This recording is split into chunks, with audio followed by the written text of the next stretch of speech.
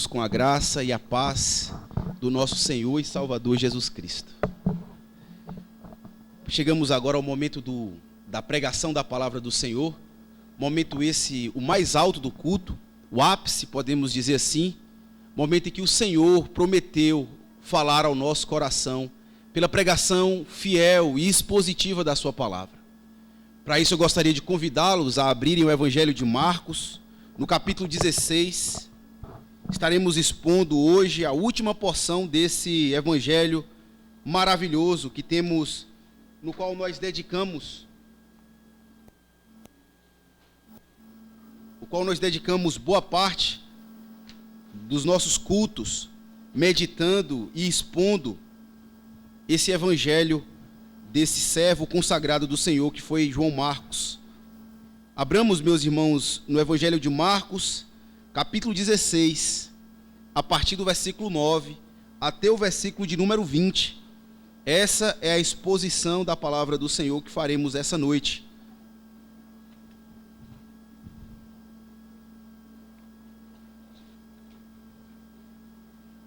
Todos encontraram? Diz assim: a santa, inerrante e autoritativa palavra de Deus. Evangelho de Marcos, capítulo 16, do versículo 9 até o versículo de número 20. Havendo ele ressuscitado de manhã cedo, no primeiro dia da semana, apareceu primeiro a Maria Madalena, da qual expelira 7 demônios. E partindo ela, foi anunciá-lo àqueles que, tendo sido companheiros de Jesus, se achavam tristes e choravam. Estes, ouvindo que ele vivia e que fora visto por ela, não acreditaram. Depois disso, manifestou-se em outra forma a 2 deles que estavam de caminho para o campo, e indo eles, o anunciaram aos demais, mas também a estes 2 eles não deram crédito. Finalmente, apareceu Jesus aos 11, quando estavam à mesa, e censurou-lhe a incredulidade e dureza de coração, porque não deram crédito aos que o tinham visto já ressuscitado. E disse-lhe: ide por todo o mundo, pregai o evangelho a toda criatura. Quem crê e for batizado será salvo. Quem, porém, não crê será condenado. Estes sinais hão de acompanhar aqueles que creem. Em meu nome expelirão demônios, falarão novas línguas, pegarão em serpentes, e se alguma coisa mortífera beberem, não lhes fará mal. Se impuserem as mãos sobre os enfermos, eles ficarão curados. De fato, o Senhor Jesus, depois de lhes ter falado, foi recebido no céu e assentou-se à destra de Deus. E eles, tendo partido, pregaram em toda parte, cooperando com eles o Senhor e confirmando a palavra por meio de sinais que se seguiam. Amém. Até aqui a palavra do nosso Deus. Vamos orar, meus irmãos, pedindo ao Senhor a sua graça, a assistência do seu Espírito, para que possamos compreender devidamente a porção que acabamos de ler. Oremos ao Senhor. Deus bendito que está nos céus, o Pai do nosso Senhor Jesus Cristo, que vive e reina eternamente e que está assentado à direita do Senhor nesse momento, é em nome dele, Senhor Deus, do mediador Jesus Cristo, que nós oramos ao Senhor, pedindo, ó Deus, em especial pela pregação da palavra do Senhor essa noite, pela exposição que haveremos de fazer agora há pouco.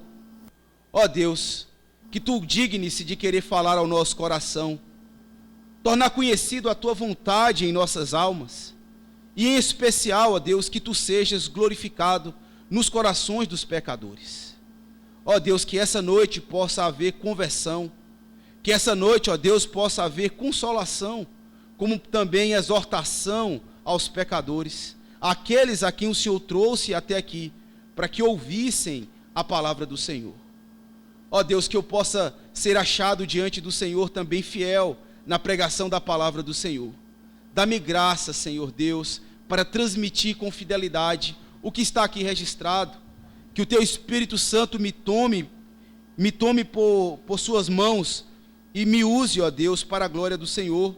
Que eu seja, que de fato a palavra do Senhor ache guarida nos corações e que eu seja fiel na exposição, como também na aplicação da mesma às nossas vidas. Isso eu te peço, em nome do Senhor Jesus Cristo. Amém. Meus irmãos, as nossas vidas aqui nessa terra, ela é marcada por muita aflição, por muitas dificuldades e muitas vezes falhas das nossas partes. Não são poucas vezes que nós transgredimos a vontade do Senhor, mesmo sabendo o que Ele requer para nós. E você já imaginou por algum instante, se nós, até mesmo aqueles que são servos de Deus, fossem punidos por qualquer erro que cometessem, por qualquer vacilo que dessem, Deus viesse com a sua mão poderosa e dizimasse as nossas vidas? Certamente seria um caos generalizado. Afinal de contas, quem poderia sobreviver sem ao menos pecar? A grande verdade é, meus irmãos, que muitas das vezes nós precisamos de uma segunda oportunidade. Imagine se por acaso imagine por algum momento, se Deus, no início, na criação, Ele condenasse todo mundo imediatamente ao inferno, assim que Adão comesse do fruto proibido. No instante que ele comeu, ele fosse levado diretamente para o inferno. Certamente a humanidade não mais existiria. Ou então imagine você ser castigado por Deus imediatamente assim que peca, ou em qualquer pecado que tenha cometido. Deus lançar sobre você um castigo terrível, a ponto de todas as suas coisas derem errado, seja na sua família, seja no seu emprego. Pecou, Deus castiga terrivelmente com uma praga na sua família. Ou então imagine a igreja, em qualquer ato que ele venha fazer, errar, transgredir, pecar, qualquer princípio do culto, se Deus assim fizesse, certamente não haveria uma igreja sequer na face da terra, porque de verdade, os discípulos do Senhor Jesus, eles são falhos, eles caem em transgressão constantemente. Mas a grande verdade consoladora que nós temos nessa passagem, meus irmãos, é que o nosso Deus, Ele não é assim. Ele não é assim exatamente por conta de um fato que aconteceu na história, e um fato que essa passagem deixa muito claro. Isso se dá exatamente porque o Senhor Jesus Cristo, Ele ressuscitou dentre os mortos. Sim, o apóstolo Paulo, lá em Romanos 4, no versículo 25, ele diz que Cristo ressuscitou para a nossa justificação. Isso significa que os nossos pecados, a culpa dos nossos pecados foi apagada, e estamos agora perdoados diante de Deus, e somos livres da culpa do pecado. E a grande verdade quando olhamos para essa passagem, é que Deus, Ele é um Deus de segundas oportunidades. Sim, nós não somos devidamente destruídos no primeiro momento em que pecamos. Nós não somos dizimados e afastados da face da terra imediatamente quando transgredimos uma lei de Deus. O fato de Jesus ter ressuscitado garante diante de Deus a nossa justificação, garante que a justiça de Deus foi aplicada foi aplicada em nós, e que nós agora somos recebidos e aceitos na presença do Altíssimo e declarados justos, de modo que as nossas obras, ainda que sejam transgressões, não são suficientes para nos condenar à morte eterna. E a grande verdade dessa passagem, meus irmãos, é que nós temos um Deus de segundas oportunidades. Sim, o Deus que habita nos céus, aquele que revestiu a terra com a sua glória, Ele dá uma oportunidade aos pecadores, para que eles se arrependam, abandonem as suas transgressões e voltem agora para o caminho que Deus havia ordenado para eles. Sim, Deus está disposto a perdoar o homem e com o seu perdão restaurar a vida do perdoado, a vida da pessoa que foi declarada justa. E isso nós vemos claramente na passagem que nós acabamos de ler em Marcos, no capítulo 10, do versículo 9 até o versículo de número 20. Eu não sei necessariamente quais são os pecados que têm tomado a sua vida. Eu não sei onde necessariamente está o seu coração, mas uma coisa eu posso lhe garantir: se houver arrependimento na sua alma, se houver sincera prontidão em obedecer ao Senhor Jesus Cristo, ouça essa mensagem. Há uma segunda oportunidade para você. Há um caminho de restauração para a sua alma e, principal, há uma missão de Deus para a sua vida. Ele não somente te perdoa, mas te dá também uma função, um serviço na sua casa, mostrando o quanto ele se preocupa com aqueles que o perdoam. O que nós iremos ver nessa noite, meus irmãos, são na verdade as razões ou porquê que Deus de fato, ele dá uma segunda oportunidade para aqueles que se arrependem e voltam para ele. E a primeira delas é porque ele conhece a nossa natureza. Ele sabe que aquele que que os seus verdadeiros discípulos, eles são falhos, eles são tendentes ao erro. E por isso, então, ele lhes dá uma segunda oportunidade, uma vez que eles se arrependem. A segunda razão que nós vemos claramente nessa passagem é que ele não somente conhece a nossa natureza, mas ele também nos dá uma missão. Ele é tão gracioso conosco que ele nos perdoa, nos repreende, e ao mesmo tempo nos dá uma missão dentro do seu reino. E por fim, nós veremos que Deus, ele nos dá uma oportunidade, ele nos dá uma nova oportunidade, restaurando a vida dos discípulos, a quem ele toma para si. Essa é são as grandes verdades que nós encontramos nessa passagem, pela qual Deus dá uma segunda oportunidade aos transgressores, aqueles que abandonaram o seu caminho e estão dispostos a retornar. Talvez você tenha pecado, talvez você esteja distante de Deus, mas por alguma razão decidiu voltar, decidiu caminhar novamente com Cristo. A mensagem que eu quero que fique gravado na sua alma é que há uma segunda oportunidade.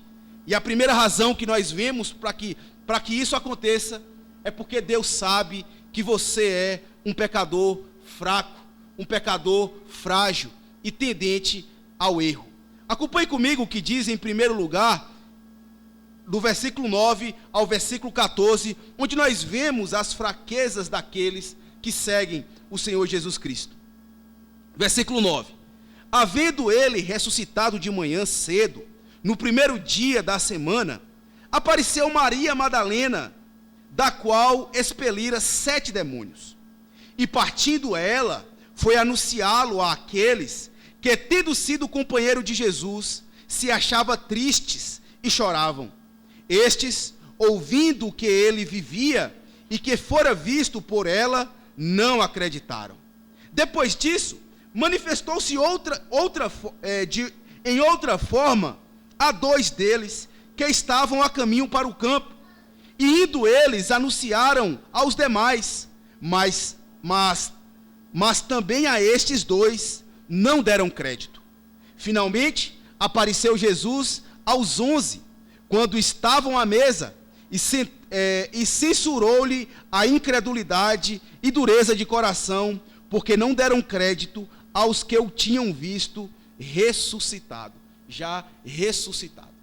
Aqui nós vemos, meus irmãos, em especial as fraquezas e as debilidades dos discípulos do Senhor Jesus Cristo, dos apóstolos propriamente dito, do Senhor Jesus Cristo, especificamente daqueles que acompanharam o Senhor Jesus durante todo o seu ministério, desde o dia em que ele foi batizado por João Batista no mar da Galileia, até o último dia, na ceia, antes da traição de Judas, antes do Senhor Jesus ser levado para ser condenado à morte.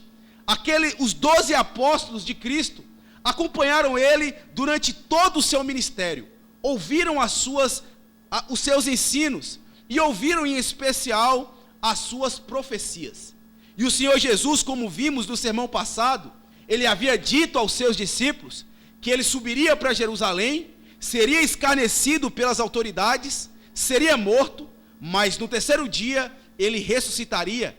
Ele disse isso em privado com os 12 apóstolos deles.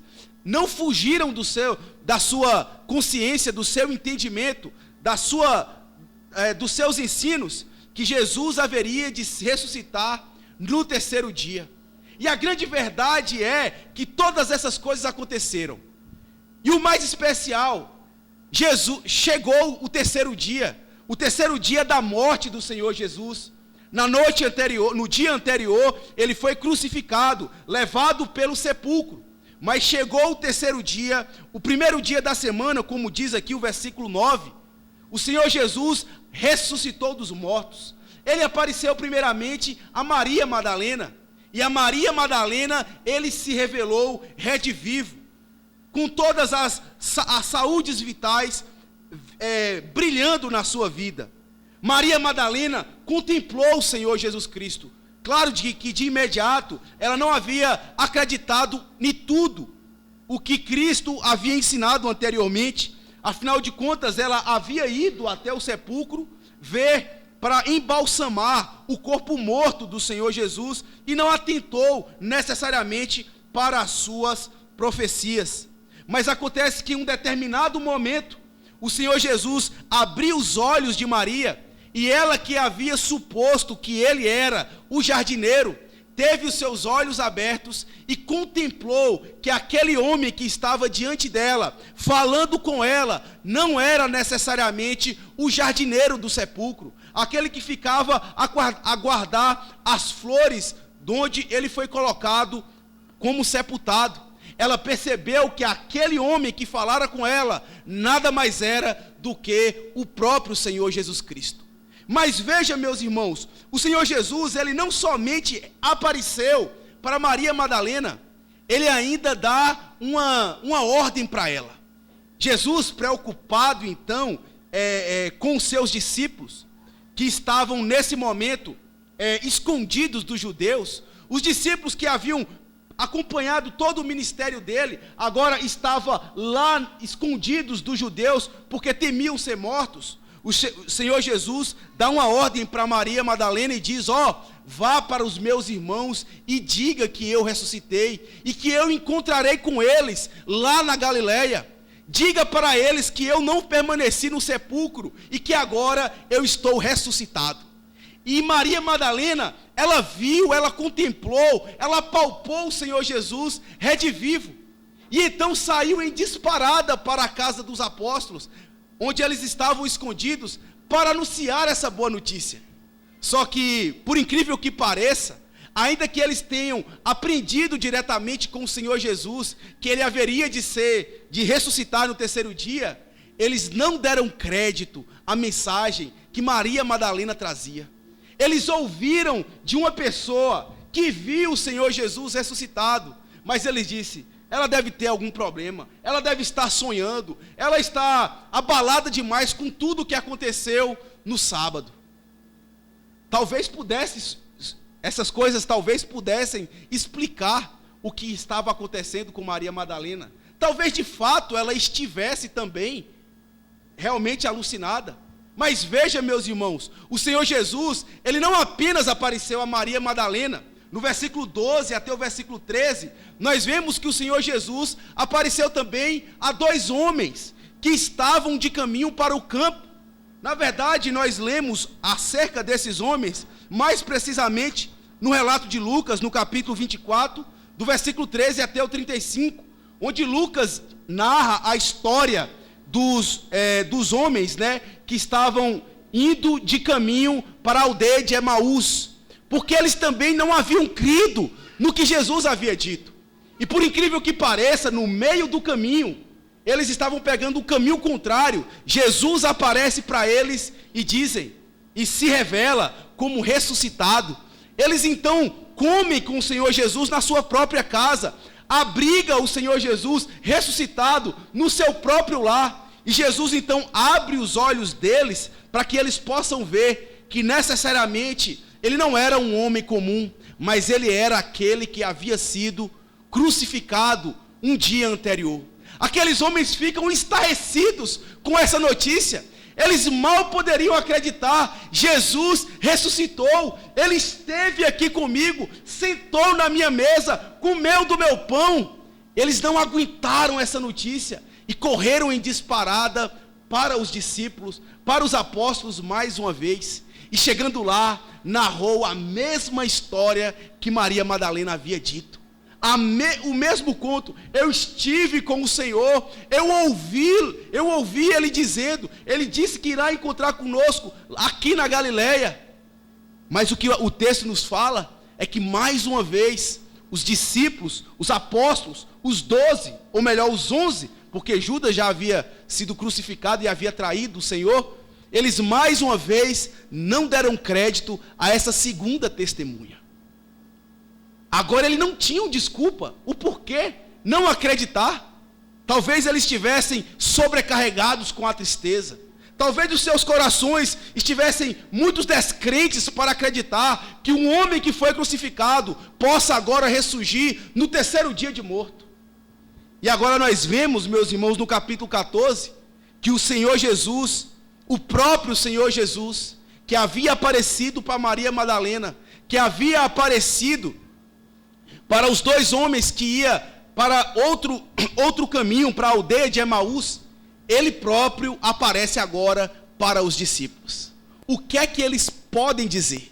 Eles viram, eles estavam presos, trancafiados em sua casa, com todas as portas trancadas, com medo dos judeus, e mesmo com as portas trancadas, Jesus aparece no meio dos 11, e uma coisa maravilhosa salta das bocas do nosso mestre, do nosso Salvador. Ele não fala qualquer palavra injuriosa aos seus discípulos. Ele não lança no rosto dos seus discípulos que eles o haviam traído. Pelo contrário, ao chegar na presença dos apóstolos que estavam reunidos à mesa, comendo o pão, Jesus disse: a paz seja convosco.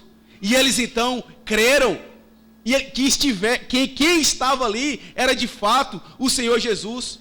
Houve um deles que de fato não acreditou, que era Dídimo ou Tomé, que não havia crido. Mas 8 dias depois, o Senhor Jesus reapareceu de novo, e então Tomé acreditou no Senhor Jesus. Mas o fato verídico e comprovado, meus irmãos, é que o Senhor Jesus Cristo, vivo, redivivo, apareceu para os seus apóstolos, para os 12 apóstolos, e estiveram com ele.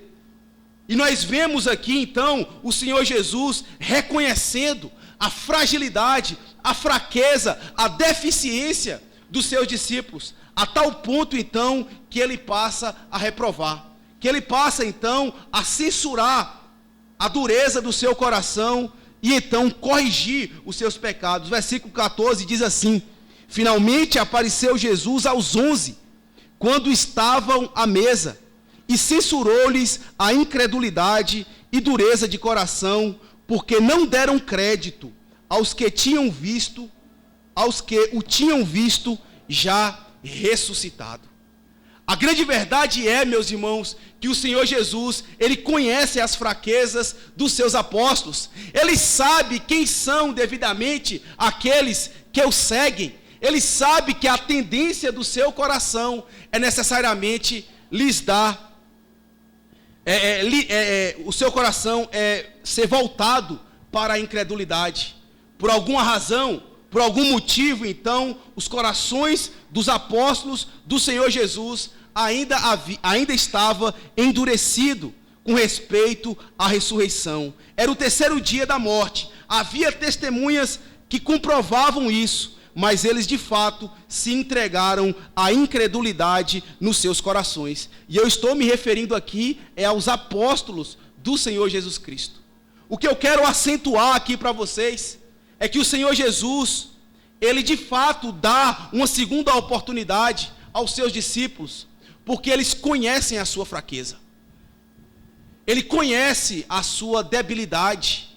E nós vemos o Senhor Jesus aqui dando uma segunda oportunidade para ele. O Senhor Jesus aqui, ele não lança no rosto dos discípulos. Ele não diz: vocês não são discípulos meus, coisa nenhuma. Vocês estão aqui trancafiados. Vocês não acreditam na minha palavra. Vocês não estiveram comigo lá na cruz, quando eu estava no meu momento mais trágico. Ele não faz isso. Ele não lança no rosto. Ele não passa na cara os seus pecados, os seus erros. Pelo contrário, ele lhes dá uma instrução.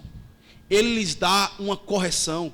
Ele lhes censura a incredulidade, lhe aponta o erro e mostra onde é que eles têm falhado. O Senhor Jesus poderia fazer com eles o que fez com os fariseus, abandonarem na sua incredulidade. Mas ele não faz isso. Ele se revela aos seus discípulos e corrige e censura a sua incredulidade. A verdade é que o Senhor tem um grande amor pelos seus discípulos e não permitirá que eles continuem no erro em que eles estavam. Meus irmãos, aqui existe uma aplicação preciosa para nós.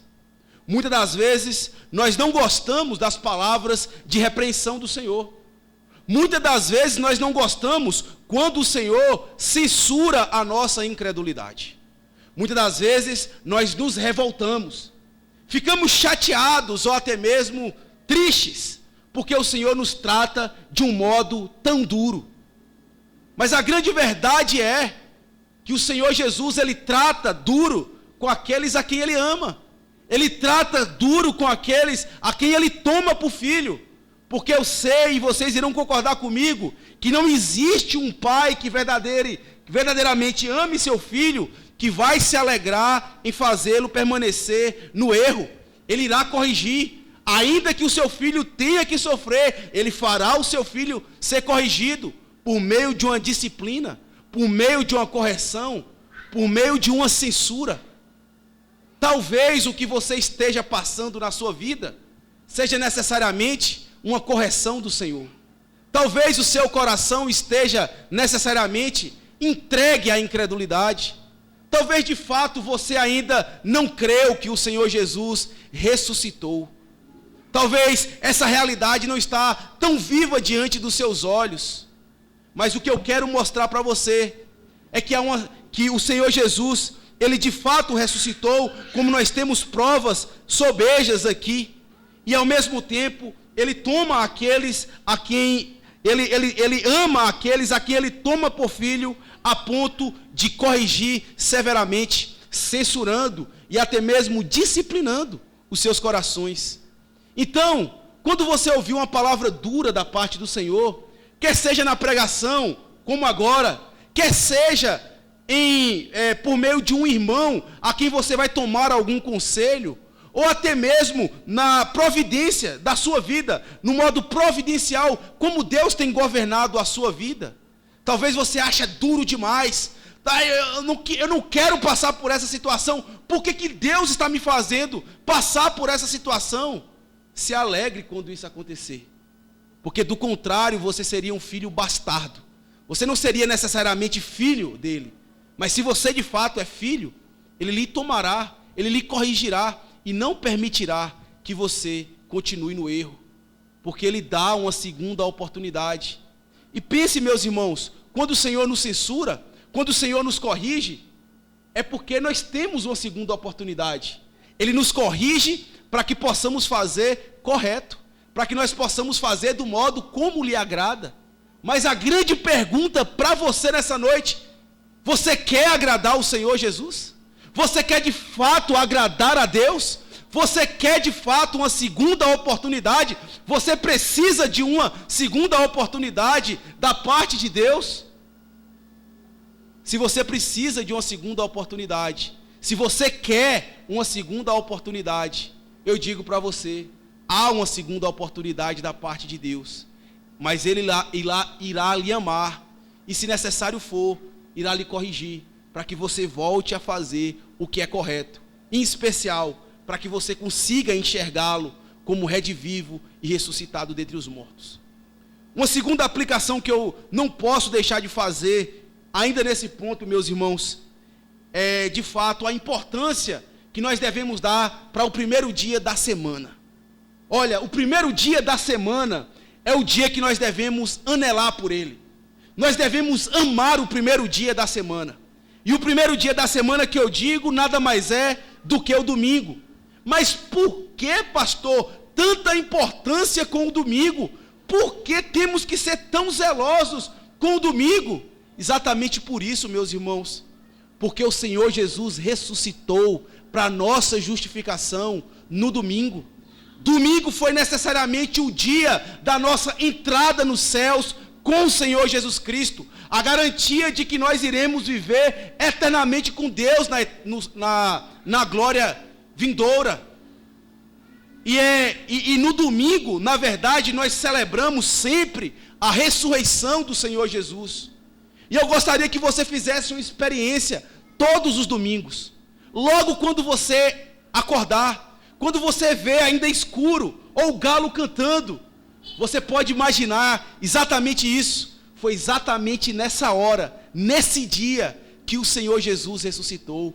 Foi exatamente nessa hora que Cristo venceu os grilhões da morte e permitiu a minha entrada segura na eternidade.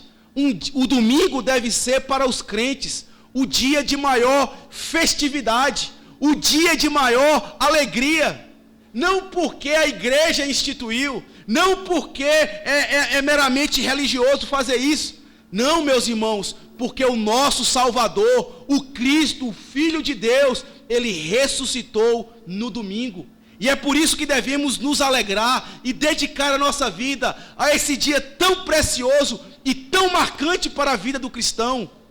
Todos os dias são do Senhor, todos os dias são benditos, mas o domingo é especial. O domingo foi o dia que o Senhor Jesus descansou de todas as suas obras. Foi o dia que ele entrou na glória celestial. Foi o dia em que ele restaurou a vida dos seus discípulos. Por isso que devemos ter, então, tanto apreço pelo domingo, porque foi nesse dia que o nosso Salvador ressuscitou. O que eu quero que fique com você nessa noite é que o Senhor Jesus, ele dá uma segunda oportunidade para aqueles que se voltam para ele. Eu espero que você, de fato, queira essa segunda oportunidade e busque ao Senhor. A segunda razão pela qual, então, o nosso Senhor, ele nos dá uma segunda oportunidade, é porque ele tem uma missão. E veja que coisa maravilhosa, meus irmãos. Do versículo 15 até o versículo 18, nós vemos o Senhor Jesus aqui dando uma missão aos seus discípulos. Mas pastor, que coisa trágica! Eles não são os discípulos que abandonou o Senhor Jesus. Não foi os discípulos, os apóstolos que Pedro, que havia negado o Senhor Jesus, que deixou ele sozinho quando ele mais precisava, que na hora da crucificação nem ao menos se aproximou da cruz, que no dia em que todos pediam a sua crucificação, ninguém se levantou para ficar ao seu favor. É exatamente para essas pessoas que Jesus dá uma missão. E eu digo, meus irmãos, sim, ele dá uma missão porque ele havia recebido, perdoado, ressuscitado dentre os mortos, justificado e morrido pelos pecados desses homens. A condenação dos pecados dos apóstolos deles foram para Cristo, e agora ele lhes dá uma missão. Veja o que diz o versículo 15 até o versículo 18.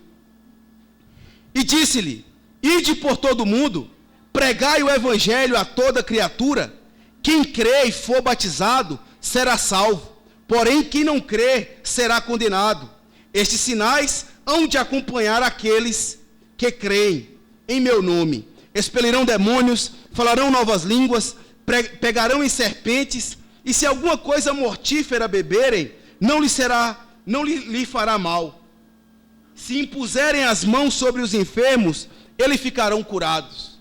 Veja que coisa maravilhosa. Logo após censurar a incredulidade dos discípulos, mostrando que de fato os havia perdoado, que de fato os havia amado, eles colocam agora uma responsabilidade sobre os ombros dos apóstolos. mostrando então a sua graça, o seu amor e o como de fato ele os havia perdoado. E a primeira missão que o Senhor Jesus dá aos apóstolos nada mais é do que testemunhar da sua ressurreição.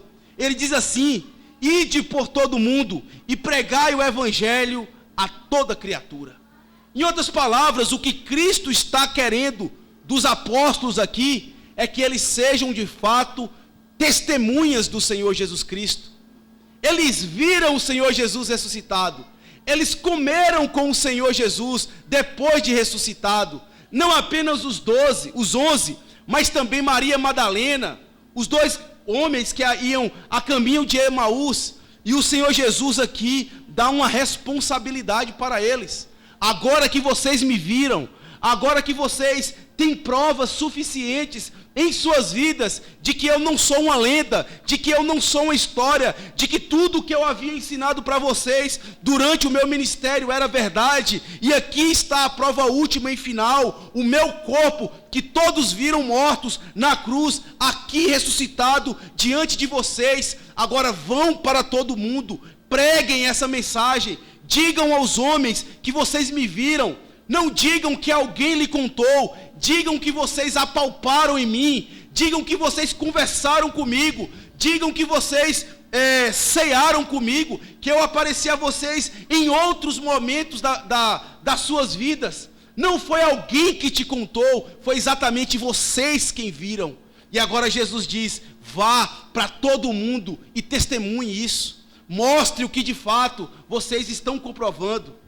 Mas eles deram também, Jesus deu, não apenas mandou eles irem para testemunhar, mas disse também para eles serem discipuladores, não apenas serem testemunhas da ressurreição, mas ensinarem as pessoas a crerem no Senhor Jesus Cristo. O versículo 14 diz, no versículo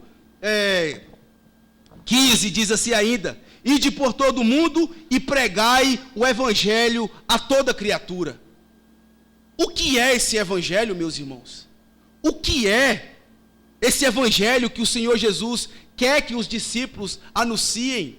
A palavra evangelho, como nós temos asseverado aqui tantas vezes, nada mais é do que uma boa notícia, uma boa nova, uma novidade.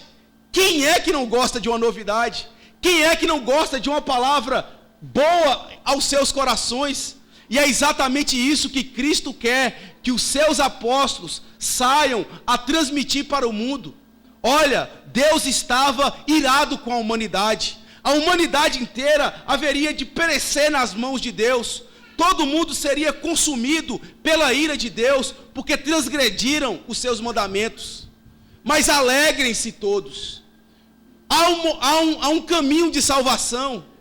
Deus também havia prometido que um homem dentre os homens surgiria e que morreria pelos pecados de todos. E o fato é que Deus aceitou o sacrifício desse homem e agora transmite perdão para toda e qualquer criatura que abandone o seu pecado e creia nesse homem. E eu tenho algo mais a dizer para vocês. Eu o vi ressuscitado, ele de fato morreu, ele de fato foi rejeitado pela humanidade, mas Deus o ressuscitou no terceiro dia. E eu tenho uma boa notícia para vocês: ele agora prega arrependimento a todos aqueles que creem. Se você crer, você será salvo. Se você crer, você será perdoado, você será justificado dos seus pecados. Vá, diga a todo mundo que há um caminho de salvação, e esse caminho de salvação nada mais é do que o Senhor Jesus Cristo. Ensine isso para os homens, ensine isso para a humanidade, ensinem isso para todas as pessoas que chegarem até você. Vocês são testemunhas e ao mesmo tempo vocês serão discipuladores dessas pessoas. E por fim nós vemos aqui o Senhor Jesus dizer também que eles não eram para ser apenas testemunhas e discípulos, mas que eram para eles também mostrarem as evidências nas suas vidas. O versículo 17 e 18 diz assim: estes sinais hão de acompanhar aqueles que creem, em meu nome expelirão demônios, falarão novas línguas, pregarão em serpentes, e se alguma coisa mortífera beberem, não lhe fará mal. Se impuserem as mãos sobre os enfermos, eles ficarão curados. Aqui nós vemos o Senhor Jesus dizendo que aquelas pessoas que haveriam de crer neles, apresentaria nas suas vidas sinais miraculosos, para que pudessem testificar do evangelho que eles estavam transmitindo. Que eles colocariam a mão sobre enfermos, e os enfermos ficariam curados da sua enfermidade. Que ele colocaria a mão sobre pessoas endemoniadas, e que os demônios seriam expulsos. Se ele fosse mordido por uma serpente, ele não morreria. Ou se bebesse qualquer veneno ou alguma coisa mortífera, eles não perderiam as suas vidas. E isso aconteceria exatamente porque esses sinais iriam acompanhar, ou seja, a evidência do Espírito de Deus nas obras desses homens, de fato, comprovariam que a mensagem que eles estavam transmitindo era verdadeira, era eficaz e que não era necessariamente uma mentira. A grande verdade é, meus irmãos, que esses sinais de fato aconteceram. Os apóstolos, depois, que lá em Atos, no capítulo 2, é muito mais claro isso, depois da descida do Espírito Santo, do Pentecostes, os apóstolos então passaram a falar novas línguas, e foram tomados por um poder tal, que passaram a realizar coisas miraculosas. Eles de fato conseguiam expelir demônios, eles de fato falavam em novas línguas, ele colocava as mãos sobre os enfermos, e os enfermos eram curados. E esses sinais mostravam que o que aqueles homens estavam falando era verdadeiro, e que o Senhor Jesus, o Espírito de Jesus, estava sobre aqueles homens. Muitas vezes nós corremos o risco de, ao não analisarmos as Escrituras corretamente, pensarmos que esses sinais são até mesmo para os dias de hoje. E a grande verdade é que esses sinais, meus irmãos, já cumpriram os seus propósitos em Atos, lá no capítulo de número 2 em diante, e até o final do capítulo de Atos, quando a palavra de Deus, a revelação final e última de Deus é chegada aos homens, não há necessariamente uma nova necessidade de que sinais aconteçam. Afinal de contas, não há mais o que se comprovar. A mensagem final de Cristo, que é a Bíblia inteira completa, não precisa de coisas que confirmam ela. Ela por si só, como diz Romanos, no capítulo 1, no versículo 16, ela é o poder de Deus para a salvação de todo aquele que crê. O evangelho do Senhor Jesus é suficiente para convencer o pecador dos seus pecados e convencer os homens da realidade do Senhor Jesus Cristo. Mas pastor, qual é o sinal então que nós temos para os nossos dias? São ainda os dons, meus irmãos. Não necessariamente esses dons miraculosos que já cumpriram os seus propósitos, mas os dons de Deus em sua vida, as evidências da salvação de Deus no seu coração. De fato, você foi chamado para ser um discípulo, uma testemunha do Senhor Jesus Cristo, mas foi chamado também para evidenciar a ressurreição de Cristo na sua vida. Imagine só se você, de fato, contemplasse o Senhor Jesus frente a frente, hoje mesmo, na sua frente, Rede Vivo. Você acreditaria em Cristo? Será que você precisaria ver Cristo ressuscitado diante de você, para que você cresce nele?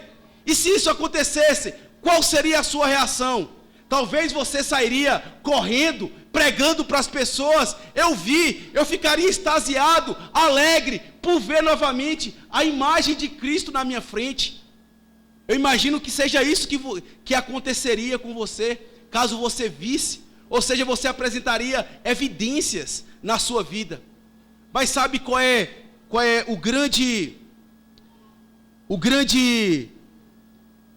a grande majestade do Evangelho, meus irmãos? É que nós não precisamos ver fisicamente o Senhor Jesus Cristo. Uma das mensagens centrais do Evangelho é a fé. Jesus mandou, os discípulos viram, mas ele disse: aquele que crê, será salvo, lá no versículo 16, mas aquele que não crê, ele será condenado. O que nós precisamos hoje não é necessariamente ver a pessoa física do Senhor Jesus Cristo, mas de fato crer nessa mensagem, crer de fato que Jesus Cristo ressuscitou e dá provas evidentes da sua ressurreição na sua vida. Sabe, uma das razões pelas quais a igreja, não digo especificamente daqui de Itaberaba, mas a igreja presbiteriana de Itaberaba, mas a igreja, os cristãos dos nossos dias, a impressão que eu tenho, meus irmãos, é que nem todos, ou uma grande maioria, ainda não enxergou o Senhor Jesus pela fé, redivivo e ressuscitado. De fato, não creem que Jesus está nos céus, reinando e governando, porque do contrário, trariam evidências cabais nas suas vidas. Viveriam de fato uma realidade de que servem a Jesus como Senhor da sua vida, não apenas como um abençoador, mas como o dono da sua vida, como aquele a quem nós havemos de prestar contas por tudo que nós havemos de fazer, que nós iremos de fato viver diante da luz dos seus olhos, Ele que nos contempla em qualquer lugar que passamos. Se nós tivéssemos essa realidade, de fato os cristãos teriam um comportamento diferente. Imagine se uma pessoa seguisse você onde quer que você fosse.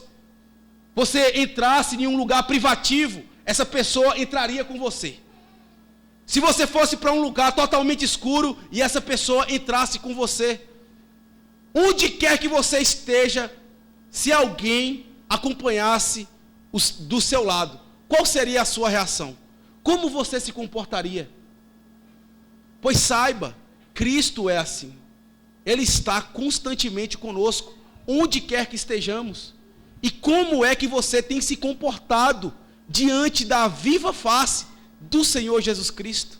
Certamente, se tivermos essa realidade pesando em nosso coração, o nosso comportamento seria diferente. Você guardaria os seus olhos, você guardaria os seus corações, você guardaria os pensamentos que permeiam a sua mente e guardaria também as obras das suas mãos. O que você faz em secreto, o que você faz em público, você seria a mesma pessoa. Não haveria maquiagens ou camuflagens. Você seria diante das pessoas o que você é de fato na presença de Deus.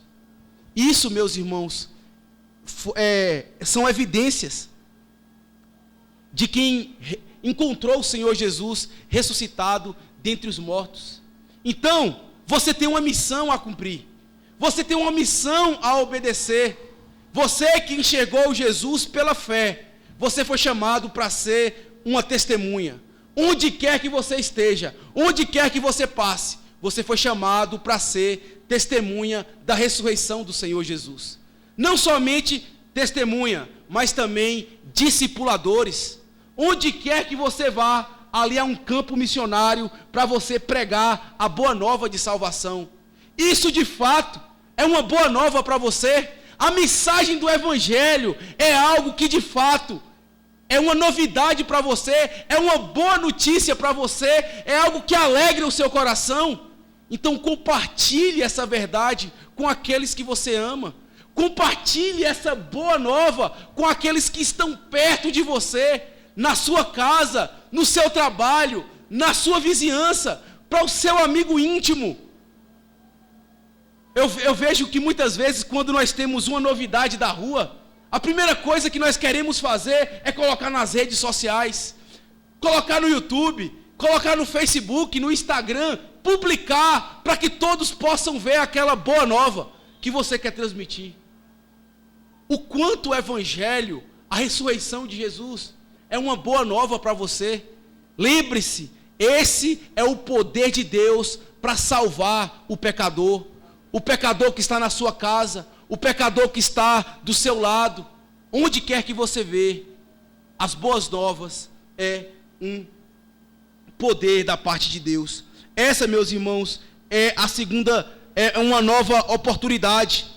Cristo, Ele nos dá uma nova oportunidade, dando-nos uma missão. E por fim, ele também nos dá uma nova oportunidade, restaurando a vida dos discípulos. Veja que inicialmente nós vemos os discípulos do Senhor Jesus incrédulos, mas no versículo 19 e 20, alguma coisa diferente ressalta da página das nossas Bíblias. E é dito assim: de fato, o Senhor Jesus, depois de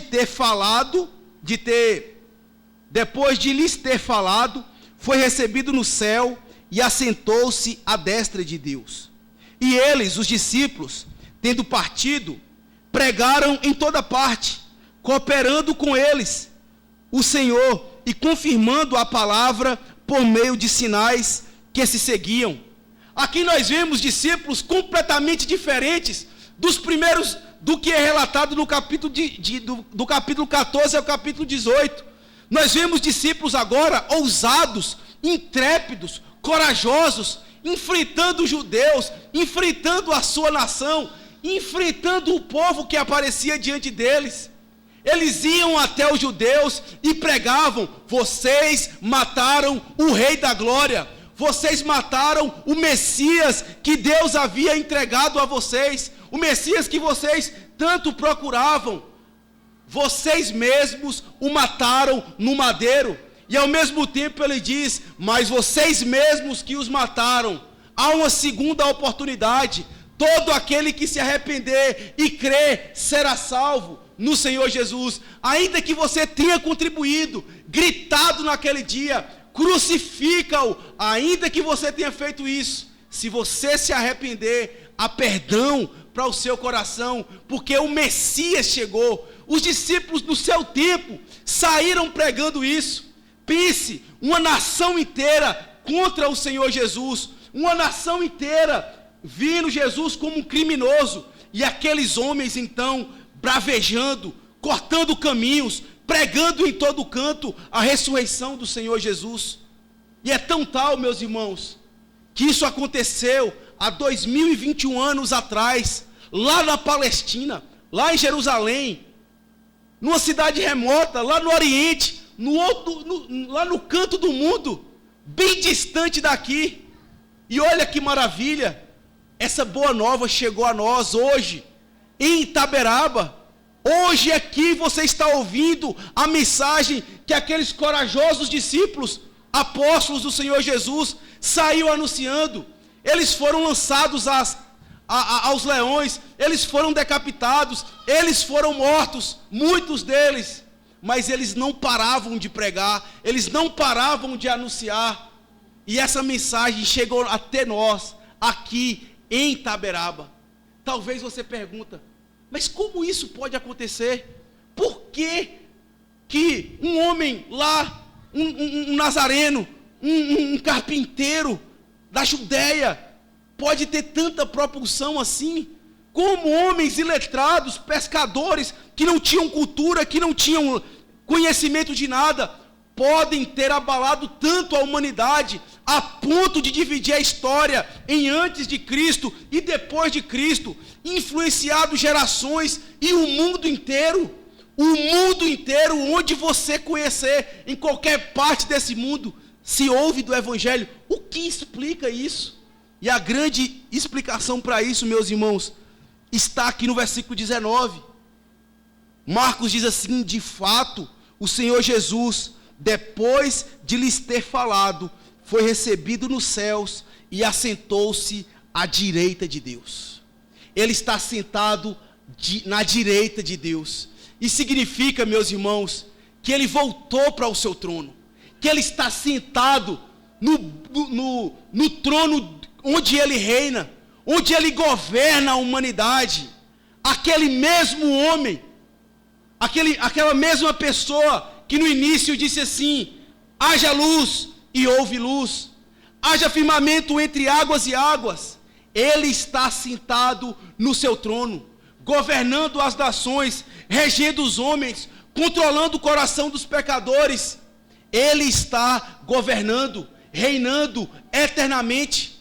E é exatamente por isso que a mensagem do Evangelho, ela tem chegado e alcançado outras nações, outros tempos e outras gerações, porque ela não é algo de feitura humana, ela nada mais é do que o próprio poder de Deus. E Cristo é quem de fato fará com que ela tome o seu êxito, para que ela tenha a sua eficácia e a sua majestade. Os discípulos naquele dia, eles receberam uma nova oportunidade, e as suas vidas foram restauradas, mudadas completamente. E essa verdade não é apenas para os discípulos do Senhor Jesus. Não saia daqui essa noite. Ele, de fato, dá uma segunda oportunidade, porque Ele conhece a sua natureza, porque Ele tem uma missão para você, mas porque também Ele quer restaurar a sua vida. Não importa quais são os seus pecados, seja a incredulidade, seja o pior de todos os pecados que você tenha cometido, seja você o pior pecador da face da terra, há uma segunda oportunidade para você. Há um motivo para você ter a sua vida restaurada. E esse motivo nada mais é porque Cristo ressuscitou dentre os mortos. E nós agora que somos discípulos de Cristo, temos uma missão e temos um compromisso dado por Deus de levar esse evangelho a toda criatura, onde quer que estejamos. Se de fato você é um discípulo de Cristo, você recebeu uma segunda oportunidade. Você de fato viu Cristo ressuscitado, não fisicamente, mas pela fé. Então você tem uma missão. Você foi chamado para testemunhar. Você foi chamado para discipular as pessoas e para mostrar as evidências da ressurreição de Cristo na sua vida. Desse modo, então, não pare, não se dê por vencido. Ainda que as coisas estejam difíceis, Cristo tem uma segunda oportunidade para todos aqueles que creem. Que Deus, meus irmãos, nos abençoe e que essa mensagem não venha a ser esquecida de nós. Talvez você nessa noite chegou aqui desanimado. Talvez você tenha achado que está tudo perdido. Ou talvez você chegou aqui sem apenas um culto, ou é apenas mais um momento que eu vou ter que aturar aquela hora. O que eu quero dizer para você é que você está tendo uma oportunidade agora de contemplar aquele que é o único que ressuscitou dentre os mortos e que está sentado à direita de Deus.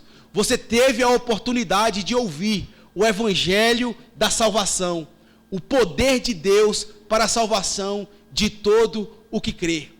Você quer uma nova oportunidade da parte de Deus? Creia em Cristo Jesus. Esse é o caminho. Que Deus nos abençoe e nos guarde. Em nome dele. Amém. Oremos. Bendito Deus e Pai do Senhor e Salvador Jesus, louvamos o teu nome pela tua palavra, viva e eficaz. Damos graças ao Senhor pelo evangelho de Marcos, ó Deus, por ele não nos esconder as fraquezas dos apóstolos e dos discípulos, e por nos mostrar a glória do Senhor Jesus Cristo. Obrigado, Senhor Deus, por ter nos dado uma nova oportunidade, de ter restaurado a nossa vida e nos dado uma missão. Missão essa, que até mesmo os anjos anelam perscrutar, desejam anunciar, e o Senhor deu a pecadores como nós, que havíamos traído o Senhor, mas o Senhor nos dá a tua paz, a tua graça. Que possamos, ó Deus, hoje mesmo, sermos testemunhas fiéis da ressurreição do Senhor, e não fazer com que essa mensagem fique apenas conosco, mas que possamos sair pelo mundo, anunciando e pregando a mensagem de salvação, que é capaz de restaurar as vidas dos pecadores. Que o Senhor, ó Deus, receba a glória que é devida a ti, em nome de Jesus. Amém. Gostaria